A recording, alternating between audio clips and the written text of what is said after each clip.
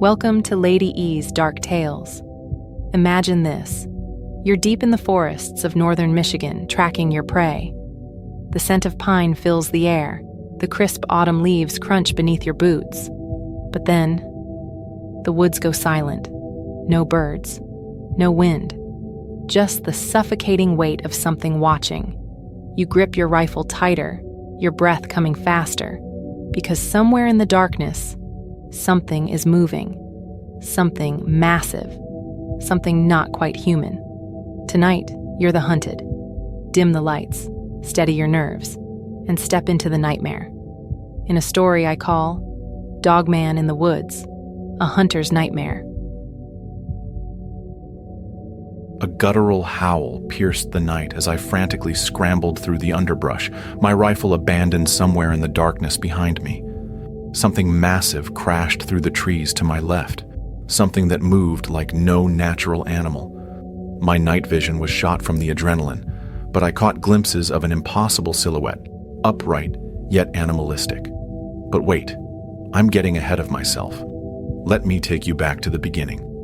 My name is Eric Reed, and what I'm about to tell you, well, I wouldn't believe it if I hadn't lived through it.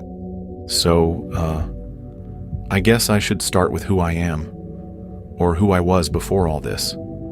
I'm 42, been hunting in the backwoods of northern Michigan pretty much my whole life. By October 2019, I'd been living in this little cabin outside of Grayling for about 3 years, moved there after my ex and I called it quits. Nothing fancy, just a place where I could be close to the woods. You know how it is. Sometimes nature makes better company than people. My place was what you'd expect from a lifelong hunter. Mounted buckheads on the walls, old hunting photos, gear everywhere. Always had this smell of pine, gun oil, and coffee. The locals knew me as someone who could track just about anything that moved through those forests. Not trying to brag or anything, but when you've spent 20 years studying animal movements, you pick up a thing or two. Most days had this rhythm, you know? I'd wake up while it was still dark, tune into some Zeppelin or CCR on this ancient radio my dad gave me, and check all my gear. Then I'd head out before sunrise, sometimes with clients who'd pay good money to have someone guide them to the best hunting spots. Other days it was just me, my rifle, and the quiet of the forest. The evenings I'd clean whatever I'd caught, maybe watch the lions figure out new ways to lose. Man, that 2019 season was rough. Or head over to O'Malley's for a beer with the other guys. Around that time, there'd been these stories circulating. You know the type. Weird animal attacks, hikers going missing in the deeper parts of Huron National Forest. The locals call that area the Deadfall because of all the ancient timber that's collapsed there over the years, creating these natural mazes of fallen trees. Most of us just rolled our eyes at these tales. Every hunting season brings fresh urban legends, right? Some college kid gets spooked by a coyote, and suddenly it's a monster or whatever. I'd been hearing this stuff for decades. Then came that day in late October. I was on a solo trip in the Deadfall, tracking what I thought was a pretty impressive buck. The weather was perfect, crisp autumn air, leaves crunching underfoot, that earthy smell you only get in fall. But around midday, I realized something was off. The forest had gone completely silent. I mean, dead silent. No birds calling, no squirrels rushing through the canopy, no insects buzzing. Any hunter will tell you that's not normal. It's like the whole forest was holding its breath. As dusk approached, it gets dark early that time of year, I came across something that still gives me nightmares. A freshly killed deer, but it hadn't been fed on, just mauled. Viciously. I've seen what bears, wolves, and cougars do to their prey. This was different. The carcass had these massive claw marks, deeper and wider than anything a known predator could inflict. And the tracks around it? They were bipedal, walking on 2 legs, but they were huge, with what looked like elongated toe claws pressing into the soft earth. My first thought was rational, you know? Must be a bear that had stood up on its hind legs for a moment. But something about the scene made my skin crawl. 20 years in those woods, and I'd never felt anything like that. This primal fear that bypasses all your logical thinking. I quickly snapped some photos of the tracks and the carcass on my digital camera. Didn't even bother with a closer examination. Something deep in my gut was screaming at me to get out of there. The whole way back to my truck, I couldn't shake the feeling that I was being watched. Have you ever felt eyes on you when you're alone? It's like this pressure on the back of your neck. I kept stopping to look behind me, but there was nothing there, just shadows growing longer as the sun set.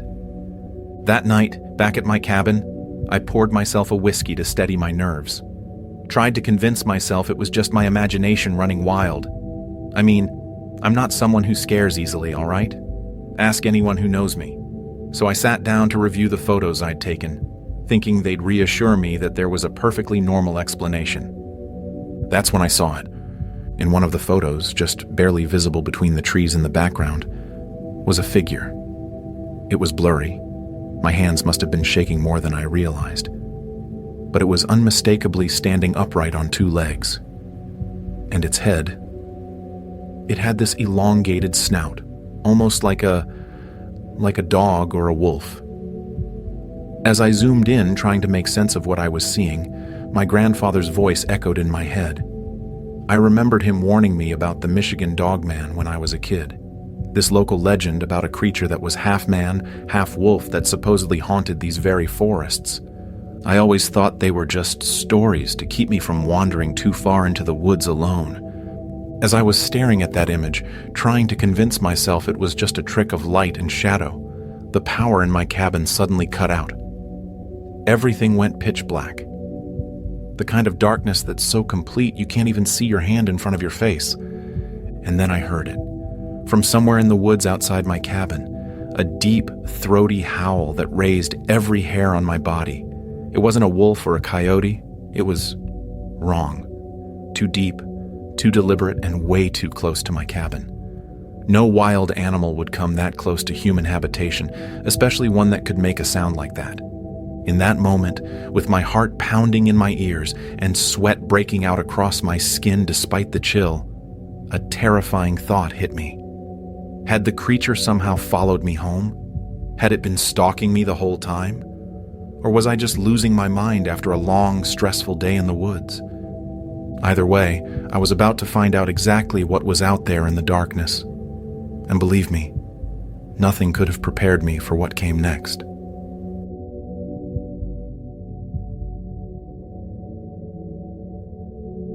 So, where was I? Right, that howl outside my cabin.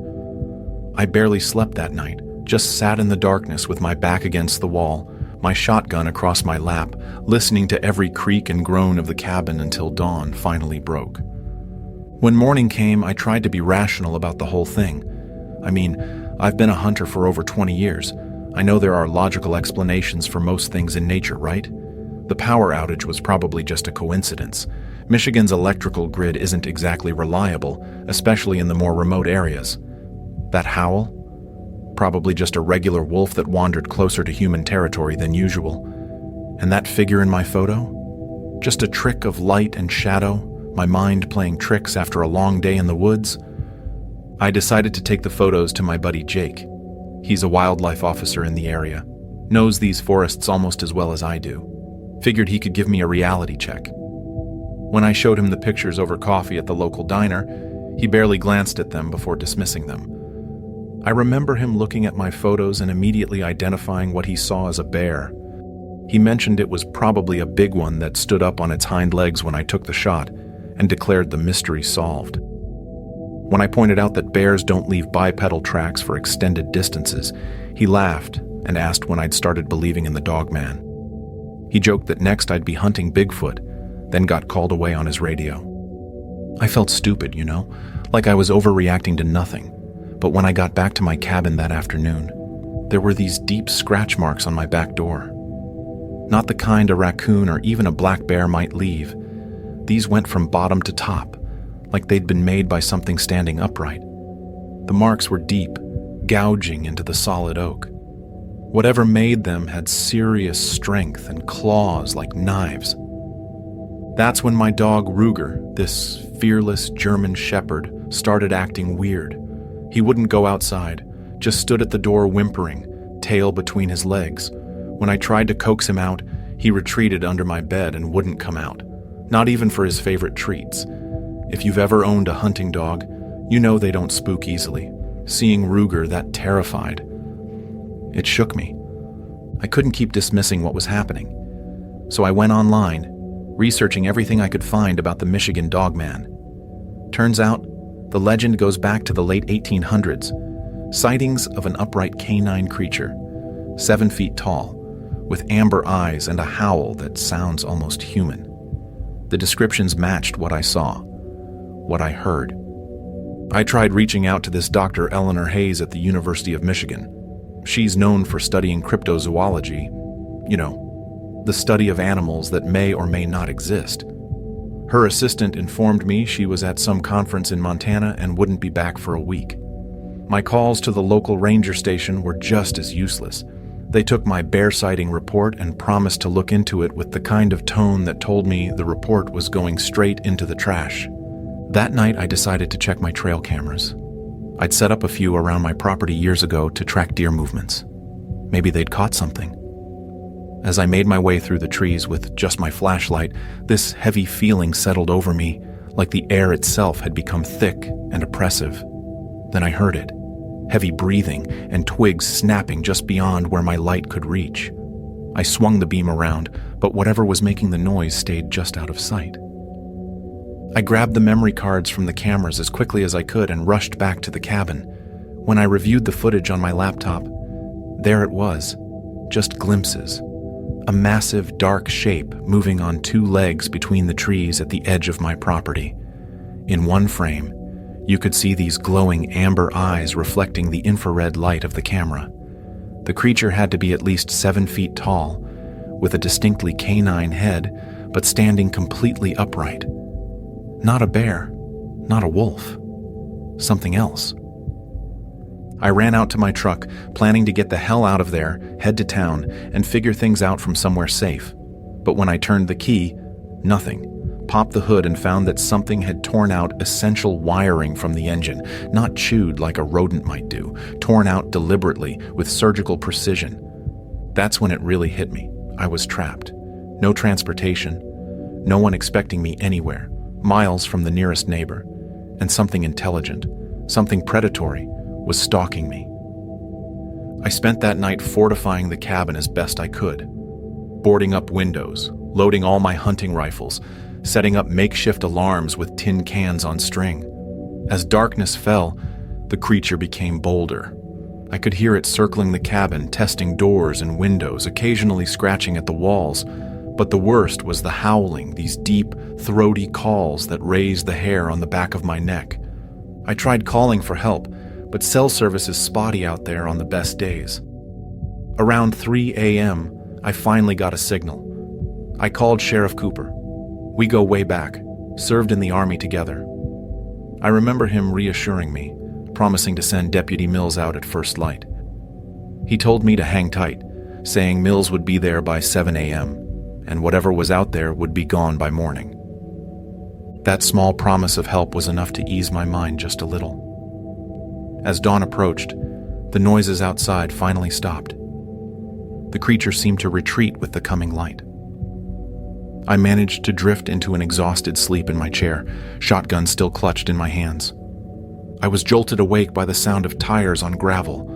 Looking at my watch, I saw it was just past 7. Deputy Mills had arrived right on schedule.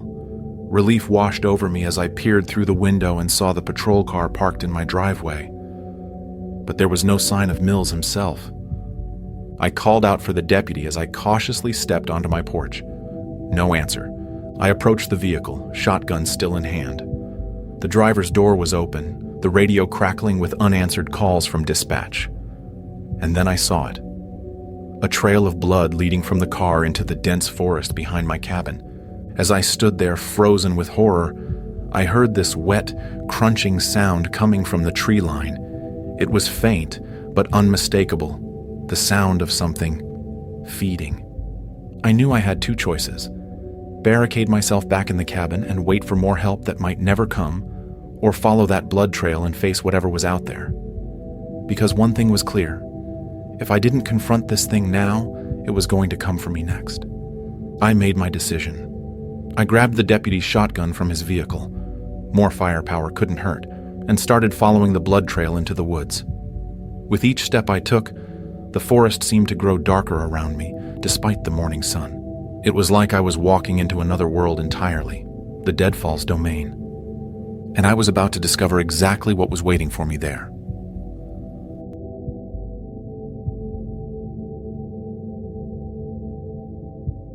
Following that blood trail was the stupidest decision I've ever made. But what choice did I have, right? Whatever took Mills was going to come for me next. Better to face it on my terms than wait for it to crash through my door in the middle of the night. The forest seemed different. I'd been in those woods 1,000 times, but that morning it felt alien. The dense canopy above blocked out most of the morning light, creating this unnatural twilight. Even the air felt wrong, heavy and stagnant, like being in a tomb. There was also this smell, a foul stench of rotting meat and wet dog with a copper undertone that made my stomach turn. The blood trail led me deeper into the deadfall, over fallen trees and through thick underbrush. I kept both shotguns ready, eyes darting at every sound. But the forest was eerily quiet again. That same unnatural silence from the day before, like every living thing was holding its breath. After about half a mile, the trail led to the edge of this small ravine. I leaned forward, trying to see if the blood continued down below, and that's when the ground gave way under my feet. The leaves had hidden a crumbling edge, and suddenly I was sliding down, tumbling, the shotguns flying from my hands. I hit the bottom hard, the air knocked from my lungs. When I could finally breathe again, I looked up and realized I was in trouble. The ravine walls were steep on all sides, maybe 15 feet high, with slick clay and loose rocks. A natural pit. I tried to climb out immediately, digging my fingers into the soil, but I kept sliding back down. Each attempt left me more exhausted than the last. That's when it hit me, the realization that chilled me to my core. This wasn't an accident. I'd been lured here. The blood trail, the positioning of the fallen leaves covering the unstable edge. It was all deliberate, like a spider luring a fly into its web. And then I heard it, the low rumble of breathing and the click of claws on stone from above. I looked up, and a massive shadow fell across the pit. I wish I could tell you my mind was playing tricks on me, that what I saw wasn't real. But it was there, peering down from the edge of the ravine, a nightmare, made flesh. It stood upright like a man, but that's where any resemblance to humanity ended. It had to be over 7 feet tall, with a body covered in matted dark fur. Its limbs were wrong, too long, too jointed, like they'd been stretched. But its face... God, its face was the worst part. A wolf's head, but larger, with these intelligent amber eyes that burned with something I can only describe as hunger. Not just physical hunger, something worse. The most terrifying thing wasn't its appearance, though. It was how it just studied me. It didn't immediately attack. It watched me with this unnerving awareness, tilting its head as I struggled in the pit below. There was a predatory calculation in those eyes, the look of an apex predator assessing its trapped prey. Then it started. The creature began methodically pushing rocks and debris down into the pit. Not randomly. It was aiming them at me. I had to dodge and scramble to avoid being hit. One rock struck my shoulder hard enough that I heard something crack. The pain was blinding. This wasn't just predatory behavior. This was territorial dominance. It was toying with me, like a cat with a mouse, testing my reactions, savoring my fear. I realized with absolute horror that this wasn't just some animal acting on instinct. This was a calculated act of predatory intimidation. Hours passed like this. The creature would disappear for a while, giving me false hope, only to return with new ways to torment me. Sometimes it would just watch silently. Other times it would make these bone-chilling growls and snarls that echoed off the ravine walls. As the day wore on into evening, the temperature began to drop. I was cold, injured, and exhausted. My shoulder throbbed with a pain that made it hard to think. I started to accept that I might not survive this, that I'd die in this pit, alone in the woods, and no one would ever know what happened to me. They'd just find my bones months later, if they found me at all. That's when I noticed something I'd overlooked in my panic. A narrow crevice in the ravine wall, partially hidden behind some fallen branches. It looked like it might lead to some kind of underground passage. It was barely wide enough for a human to squeeze through, which meant it was too small for the creature. Hope is a dangerous thing when you're being hunted.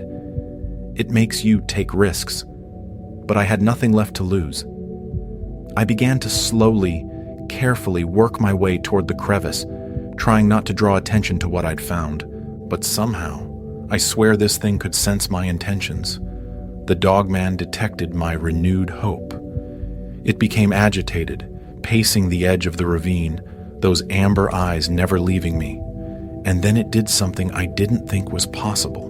It began to climb down into the pit, moving with these unnatural spider-like movements, its long limbs finding impossible holds in the steep walls. In that moment of pure terror, something clicked in my brain. A memory of my grandfather's stories about the Dogman. I remembered him telling me that if I ever faced it, I should remember that it fears fire. With the creature just feet away, I fumbled in my pocket for my cigarette lighter and an emergency pack of storm matches I always carry. As the Dogman lunged, moving so fast it was almost a blur, I struck all the matches at once and threw them directly at its face while simultaneously igniting a patch of dry leaves with the lighter. The effect was immediate and shocking. The creature recoiled with an agonized snarl, a sound I still hear in my nightmares. The flames weren't big, but they created just enough light and heat to drive it back. I didn't hesitate. I threw myself at the crevice, forcing my body through the narrow opening. The rock tore at my clothes and skin. I could feel warm blood running down my arms and legs, but adrenaline pushed me forward. Behind me, I heard the creature recover and lunge for the entrance, howling in frustration as its massive form couldn't fit through the tight passage. The tunnel was a claustrophobic nightmare, pitch black and so tight in places that I had to exhale completely just to squeeze through. Every movement sent jolts of pain through my injured shoulder. I couldn't tell if I was going deeper underground or finding a way out. All I knew was that I had to keep moving, keep pushing forward. I could hear the creature above ground, following my progress. Occasionally it would find a crack in the earth and reach down with those long, clawed limbs, trying to grab me. Once, it came so close that I felt claws graze my back. I don't know how long I crawled through that tunnel. It felt like hours. My world shrank to just the next few inches in front of me, the scrape of stone against my skin, and the distant, rage-filled growls of the creature hunting me. And then, when I thought I couldn't go any further, my hand reached out and felt nothing. Open air. I'd found another exit, emerging from the underground passage into a different part of the forest. By the position of the moon, I guessed I was miles from where I'd entered. My clothes were in tatters. I was covered in blood and dirt, and every part of me screamed with pain. But I was alive. I could still hear the creature's howls, but they were distant now. I'd escaped, at least for the moment. All I had to do was make it back to civilization. But escaping the Deadfall was just the beginning. What came next? Well, that would test my sanity in ways I never thought possible.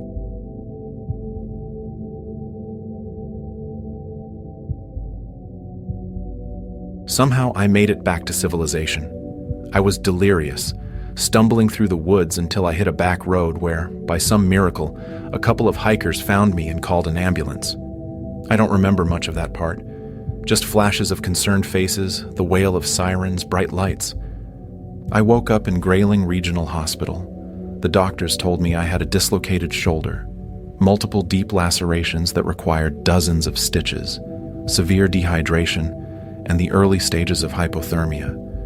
They said I was lucky to be alive. Lucky. Right. When Sheriff Cooper came to take my statement, I told him everything. About the creature, about Deputy Mills, everything. I could see it in his eyes. He didn't believe a word.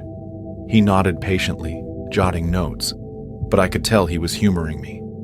I remember him saying they had search parties looking for Mills. He admitted their working theory was that Mills had encountered a bear or wolf, trailing off without finishing the thought.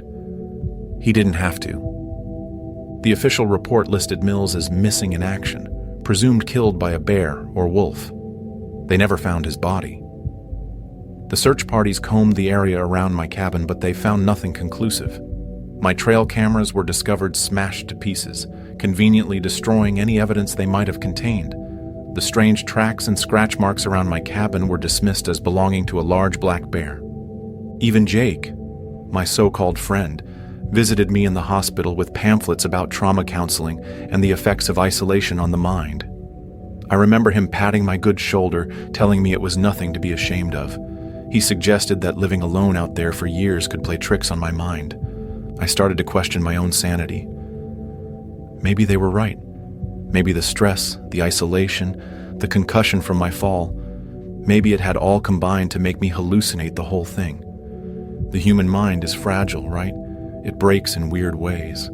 I was almost convinced, until 3 days before I was due to be discharged.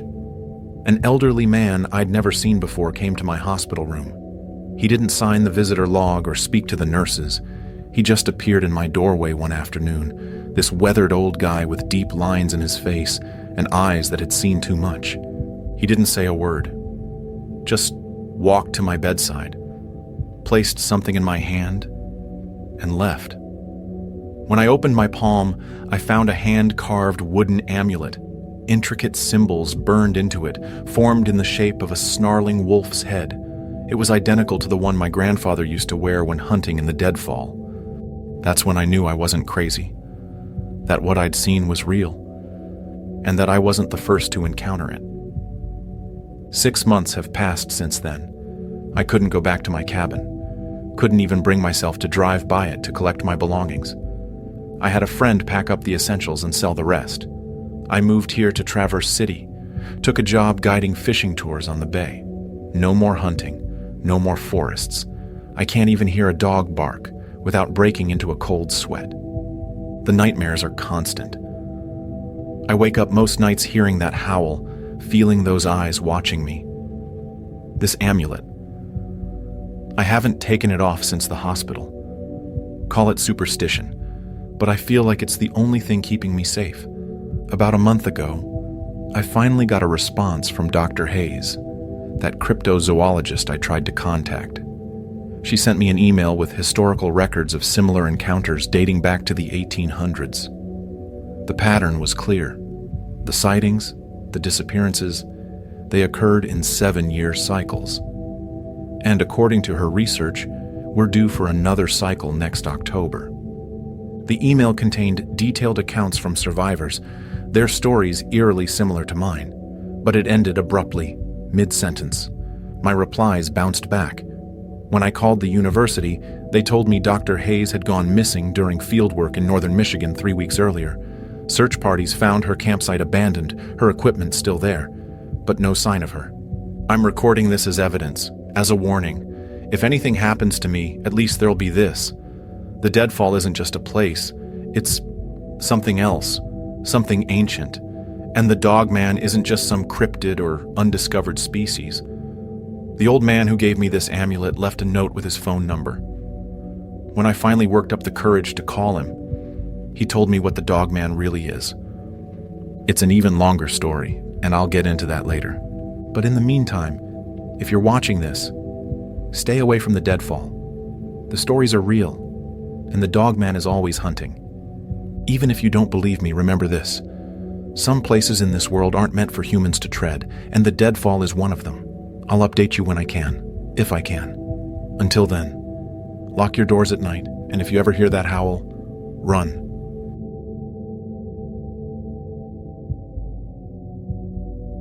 And so, my beloved audience, Eric made it out. But did he truly escape?